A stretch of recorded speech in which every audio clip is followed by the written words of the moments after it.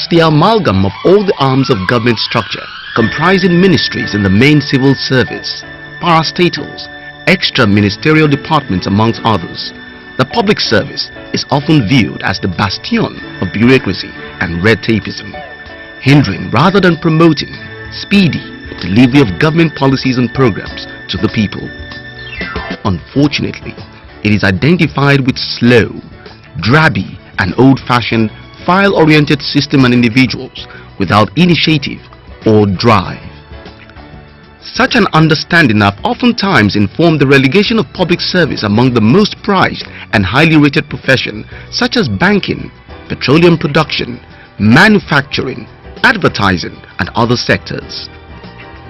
As financially unattractive as the public service may be, however, the fact is that it remains the most formidable arm of service delivery for any government that truly intends to serve the people. The role of public service as an integral part of governance begins with policy initiation, formulation and execution, translating decisions on paper to concrete and physical projects. There is nothing that could prove this fact other than the present transformation being unleashed in Lagos State by Governor Babatunde Raji Fashola's administration. There is no gainsaying that the over 120,000 public servants in the state are one of the major vehicles through which these projects are being delivered to the people. Because of the critical role being performed by the public service, there have been conscious efforts on the part of successive administration in the state to ensure that the workforce is properly repositioned and empowered for effective and efficient service delivery. This is by providing a conducive working environment and adequate working tools to discharge its onerous responsibilities. For a long time before other states or cities in Nigeria woke up to the consciousness of deploying technology to run their activities, Lagos, now an emerging model mega city, has deployed technology to drive governance. This informed the creation of the Ministry of Science and Technology. Through this ministry, the Lagos State government kick-started the Global Computerization Project in the year 2000. This marked the beginning of an eventful journey into the world of electronic e-service. Since then, Lagos State government has invested fortunes in the provision of the most modern ICT infrastructure to host its services. The first of these is the Asiwaju Bola Ahmed Tinubu Abbat Center, located within the Secretariat Complex in Alausa.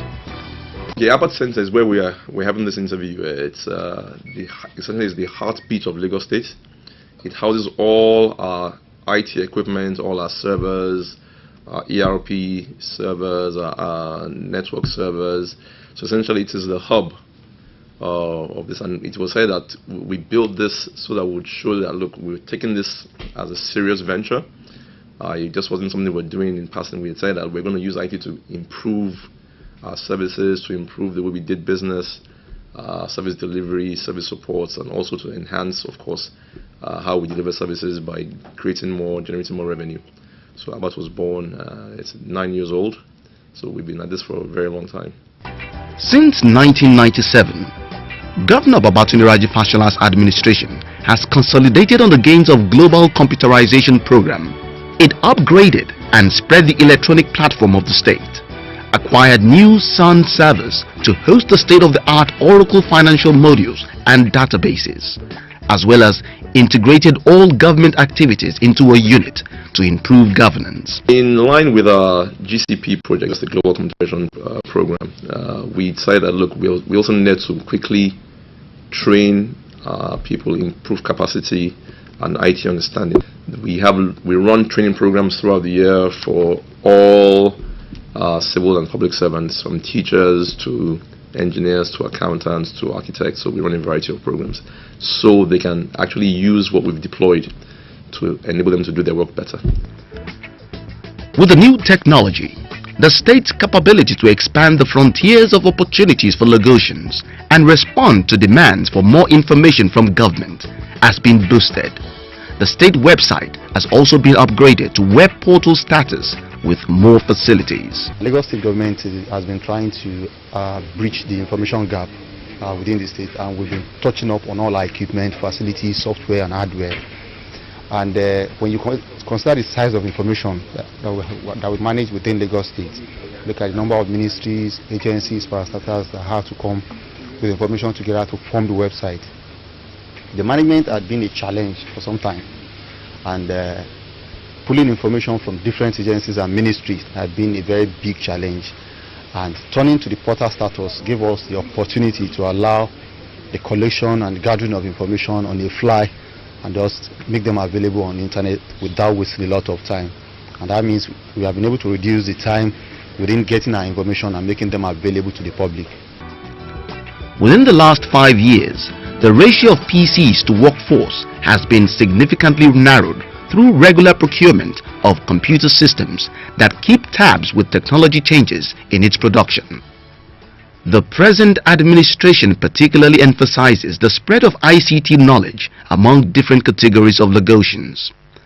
With the spread of IT skills among the public, deployment of new technologies and service re-engineering was made possible. For instance, Governor Babatunde Raji Fashola's administration has computerized the services of various health institutions in the state, including the Lagos State University Teaching Hospital, LASU, in Ikeja. Among the resources to be shared on Hospital Management Information System platform includes the Medisys software for hospital administration, with high-end computing devices and internet connectivity enabled through the VSAT technology. Operational procedures and patients' flow in the state hospitals are now harmonized for prompt and effective healthcare delivery. As a record-oriented establishment, the Global Computerization Program also made possible such new innovations as Enterprise-Wide Electronic Document Management System, EDMS. This system enables government to manage and maintain various documents in an automated fashion that makes storage, accessibility, manipulation and retrieval faster and much easier. One of the ministerial responsibilities of this ministry is to automate and to re-engineer all our processes to ensure they work better, and we do that using technology. So the same thing with the e-registries, that it's easier for you to check your land title documents when you come. I mean, in the past we had to go and look for a file. Now everything has been scanned and uploaded onto a server, so you can just search by name or by area or whatever, and it's easier for you to. So what used to take maybe 4 or 5 days before takes 30 minutes now. So those who want to come and check and verify documents, is much easier for them. This is already complemented by letter management software. Now, the process of signing official letters, especially those that require multiple signatures in the state civil service, is now automated. This has greatly reduced the time, rate and stress associated with such assignments. There have been several developments in terms of infrastructural development of the Secretariat itself, in terms of the use of ICT to further encourage efficiency and effectiveness, in terms of leadership, in terms of the structure of service itself. There have been several changes. For example, in the past, before you can gather information about the personnel, it will take weeks. You write to every MDA, you write reminders, but today, on Oracle, with the pressing of a button, you can get all information that you need about any staff and about any group of staff. That is one significant development that we had in the service.